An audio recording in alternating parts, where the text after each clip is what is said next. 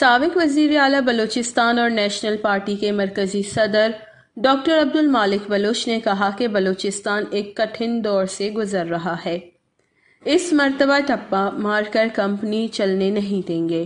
اب انہیں عوام کی رائے کو ماننا پڑے گا، جس کو عوام ووٹ دے گی وہی عوام کا نمائندہ ہوگا۔ ملک میں مہنگائی، بے روزگاری اور لا قانونیت عام ہو چکی ہے۔ جب سے یہ ملک بنا ہے، لسبیلا میں وہی چہرے حکمرانی کر رہے ہیں۔ ان خیالات کا اظہار انہوں نے ہب اور ساکران میں شمولیتی جلسوں سے خطاب کرتے ہوئے کیا۔ اس موقع پر ہب کے علاقے جام کالونی اور ساکران سے مختلف قبائل کے لوگوں نے نیشنل پارٹی میں شمولیت کا اعلان کیا۔ شمولیتی اجتماع سے ڈاکٹر عبدالمالک بلوچ نے خطاب کرتے ہوئے کہا کہ بلوچستان میں راتوں رات ٹھپے لگتے ہیں اور حکومتیں بنتی ہیں۔ بدنصیبی کا یہ عالم ہے کہ سینٹ کے انتخاب ہوں یا دوسرے ہوں، یہاں پر منڈی لگتی ہے اور کروڑوں روپے میں سینٹ کے نمائندہ بک جاتے ہیں۔ ملک میں مہنگائی، بے روزگاری اور لا قانونیت عام ہو چکی ہے۔ لسبیلا کی ایک سیمنٹ فیکٹری میں لوگوں کو روزگار مل جائے تو لسبیلا میں کوئی بے روزگار نہیں ہوگا۔ یہاں صنعتوں میں ہزاروں لوگ کام کر رہے ہیں، مگر بلوچستان کا لوکل آٹے میں نمک برابر نہیں۔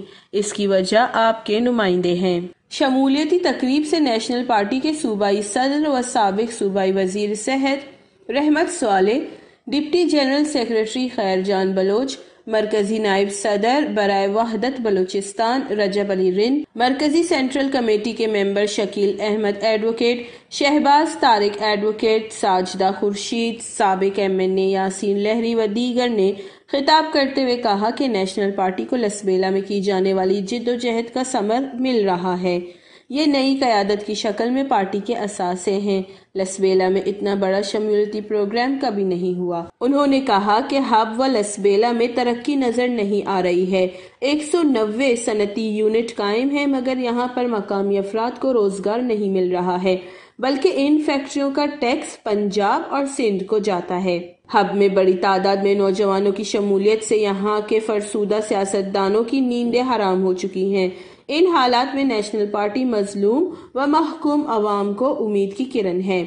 پورے پاکستان میں نیشنل پارٹی ہی واحد سیاسی جماعت ہے جو اپوزیشن کا کردار ادا کر رہی ہے۔